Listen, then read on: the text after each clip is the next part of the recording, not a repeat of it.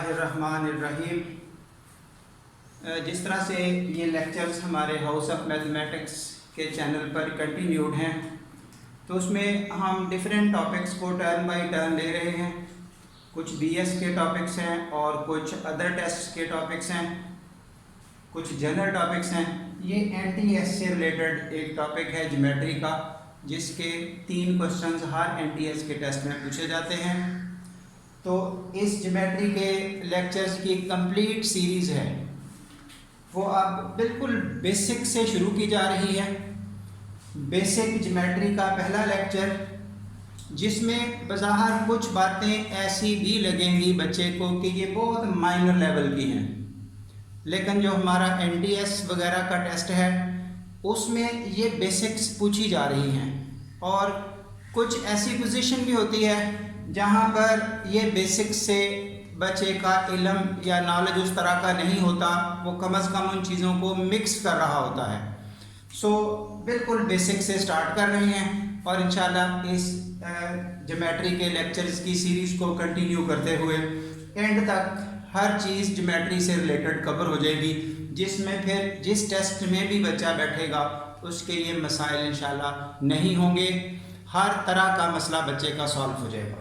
सो ये स्टार्ट हो रहा है एक पॉइंट से ये देखिए एक पॉइंट है। अब पॉइंट की डेफिनेशन क्या चीज़ होती है? सिंपल ए डायमेंशन लेस क्वांटिटी, यानी कि जिसकी कोई डायमेंशन ना हो। Dimension means length, width, height, ये चीज़ें आती हैं डायमेंशन में। ना लेंथ है, ना विड्थ है, ना हाइट है, तो फिर जस्ट एक पॉइंट किस चीज़ का नाम हुआ? फिर ऐसी ही क्वांटिटी को पॉइंट कहते हैं। ये पॉइंट से क्यों स्टार्ट किया गया? क्योंकि पॉइंट मिलके ज्योमेट्री की तमाम डायग्राम्स बनाते हैं। जैसा कि जब ये पॉइंट इस तरह एक लाइन में अरेंज होना शुरू हो जाए तो ये सेट ऑफ पॉइंट से एक लाइन बनाता है।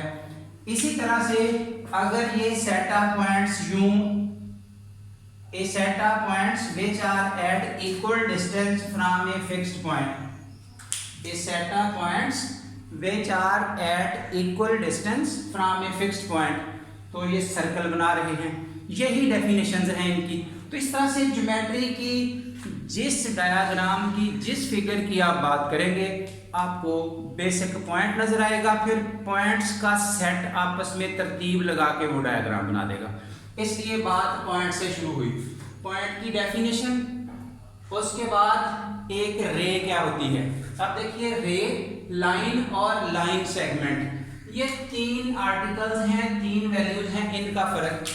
रे एक ऐसी लाइन का नाम है, ऐसे सेट ऑफ पॉइंट्स की अरेंजमेंट का नाम है जो एक जगह से स्टार्ट होके दूसरी तरफ को बढ़ती जा रही लाइन है।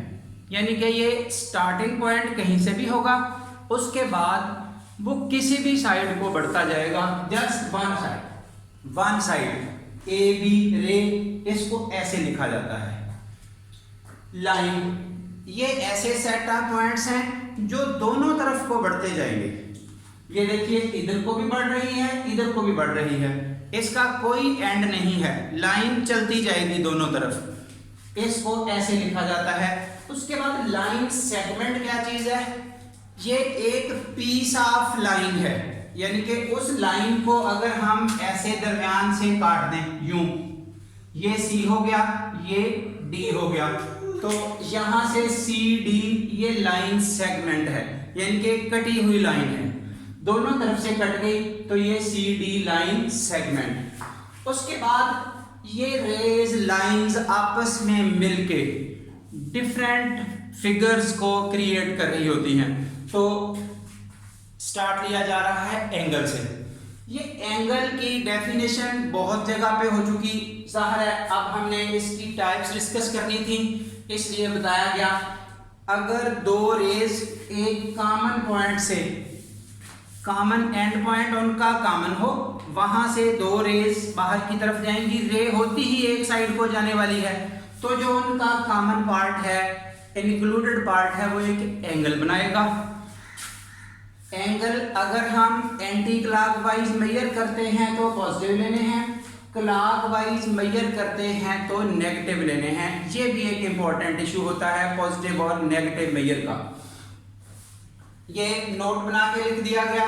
इस कॉमन पॉइंट को वर्टेक्स कहते हैं, वर्टेक्स ऑफ द एंगल। उसके बाद ये टाइप्स ऑफ एंगल्स, यूं तो बच्चे ने स्टडी किया हुआ है बहुत छोटे लेवल से कि acute angle, obtuse angle, right angle, लेकिन उनकी उस तरह की वर्जन्स बच्चे के पास अवेलेबल नहीं है। मसलन greater than 90, smaller than 90, equal to 90। ये बातें तो बजा कि जब हम लेस देन 90 कहेंगे तो वो एक्यूट होगा, लेकिन उसकी रेंज होगी 0 से 90 तक। ना 0 डिग्री का एंगल शामिल होगा ना 90 का शामिल होगा। 0 टू 90 की रेंज है। इसके इन बिटवीन यानी कि 0 is less than, theta is less than 90, ये वाली रेंज आपकी एक्यूट एंगल को शो करती है। ये एंड दोनों शामिल नहीं है। राइट एंगल एग्जैक्टली इस 90 डिग्री के एंगल को राइट कहेंगे। ऑब्ट्यूस, इसकी भी वही पोजीशन, 90 से बड़ा, लेकिन 90 से बड़ा कहाँ तक, ये वो छोटे छोटे फर्क हैं जो जनरली हमें एमसीक्यू में डिस्टर्बेंस क्रिएट कर रहे होते हैं। मसलन क्या ग्रेटर देन 90 जो हम छोटी क्लासेस में पढ़ चुके हैं सफिशिएंट है कहना? Answer is no. 90 टू 180, 90 से बड़ा जरूर है लेकिन आगे भी उसकी एक रेंज है, कहां तक? 180 तक। अब 90 टू 180 के दरमियान जो एंगल है वो वाला हो गया ऑब्ट्यूस एंगल। फिर जैसे 90 वाले का नाम राइट हो गया तो व्हाट अबाउट 180? 180 वाले एंगल का भी एक नाम है। 180 वाले एंगल को स्ट्रेट एंगल कहते हैं क्योंकि ये जस्ट एक लाइन पर ऐसे होता है, 180 इधर से भी इधर से भी, तो इसलिए इसको स्ट्रेट एंगल कहते हैं। Being constructed on a straight line, इधर से पढ़ेंगे प्लस का 180 और इधर से पढ़ेंगे माइनस का 180, क्लॉकवाइज और एंटी क्लॉकवाइज का ख्याल करते हुए। हाँ जी, ये एक और क्वेश्चन ऐसे ही छोटे टेस्टों में आ रहा होता है, रिफ्लेक्स एंगल। रिफ्लेक्स एंगल की वर्थ क्या है? वो एंगल जो 180 से आगे बढ़ेगा, 180 से लेकर 360 तक। अब देखिए 180 भी शामिल नहीं है, 360 भी शामिल नहीं है, तो इनके जो इन बिटवीन एंगल आएगा that will be reflex angle. और फिर 360 वाला एंगल दोबारा 0 से अटैच हो जाएगा, एक चक्कर लगा के हम 0 से मिल जाएगा। वो एक सर्कल के एंगल होते हैं। अगर कोई पूछेगा एक सर्कल में कितने एंगल होते हैं तो आंसर इज 360। तो इस तरह से ये डिफरेंट एंगल्स का कंसेप्ट है। उसमें ये कुछ फार्मूले बनाए गए हैं कि obtuse angle plus acute angle ये दोनों मिलके स्ट्रेट एंगल होता है 180 का।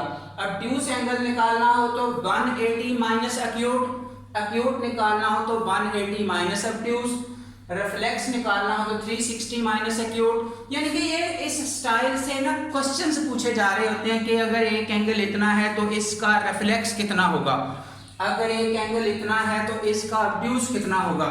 सो उस वक्त आपको ये फार्मूले हेल्प करेंगे।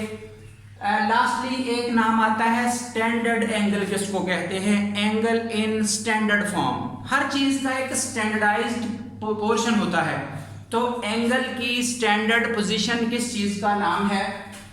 अगर किसी एंगल का जो वर्टेक्स है, स्टार्टिंग पॉइंट है, वो ओरिजिन पर हो 0 0 पर, और उसकी इनिशियल रे, एंगल की जो ये स्टार्ट वाली रे है उसको इनिशियल कहते हैं, और जो साथ बनती है जो उसको एंगल को जनरेट करती है उसको टर्मिनल बोलते हैं। तो अगर इनिशियल रे पॉजिटिव एक्स एक्सिस पर, टर्मिनल रे जहां मर्जी हो तो, और वर्टेक्स उसका ओरिजिन पर हो, ऐसे एंगल को स्टैंडर्ड पोजीशन का एंगल कहते हैं, स्टैंडर्ड फॉर्म का एंगल कहते हैं। जैसा कि ये एंगल स्टैंडर्ड फॉर्म का है, ये देखिए दोनों एंगल स्टैंडर्ड फॉर्म के नहीं हैं, स्टैंडर्ड पोजीशन के नहीं हैं। इस वजह से इसकी जो वर्टेक्स है वो तो ओरिजिन पर है, लेकिन इसकी जो इनिशियल रे है वो पॉजिटिव एक्स एक्सिस पर नहीं है। यहाँ पर क्या है, इसकी इनिशियल रे तो पॉजिटिव एक्स एक्सिस पर है, लेकिन इसका जो वर्टेक्स है, ये देखिए टर्निंग पॉइंट इसका कहाँ पे है, वो ओरिजिन पर नहीं है, इसलिए ये दोनों पोजीशंस ऐसी हैं जो स्टैंडर्ड फॉर्म की नहीं है। इसी तरह एक ट्राइंगल बनती है, ट्राइंगल के ये एंगल ये स्टैंडर्ड फॉर्म के नहीं होते, क्योंकि उसमें कोई भी ऐसी चीज नहीं है जो उसका ओरिजिन स्टार्ट से करे। हाँ, अगर कोई ऐसी ट्राइंगल बन जाए, मसलन ये है जिसका ये बिल्कुल एक्स एक्सिस से इनिशियल लाइन आ गई, अब ये वाला एंगल स्टैंडर्ड फॉर्म का हो जाएगा, ये स्टैंडर्ड फॉर्म का नहीं होगा। तो इस तरह से ये कुछ बेसिक्स थी। अब इसके अगले लेक्चर में जो ज्योमेट्री का आएगा इंशाल्लाह, उसमें एंगल्स की जो पेयरिंग है, दो एंगल मिलके जो नाम बनाते हैं, जैसे vertical angle, supplementary angle, complementary angle, ये कुछ टाइप्स इंशाल्लाह ये एग्जांपल्स दी हैं कि वो डिस्कस करनी है। इसी तरह ये एंगल की और टाइप्स भी हैं, ये नहीं है कि और टाइप्स नहीं हैं। फिलहाल बेसिक्स ये थी, जैसे अलाइड एंगल है, ये आपका एफएससी से रिलेटेड काम आ जाएगा, ये एक एक करके सब कुछ डिस्कस होगा।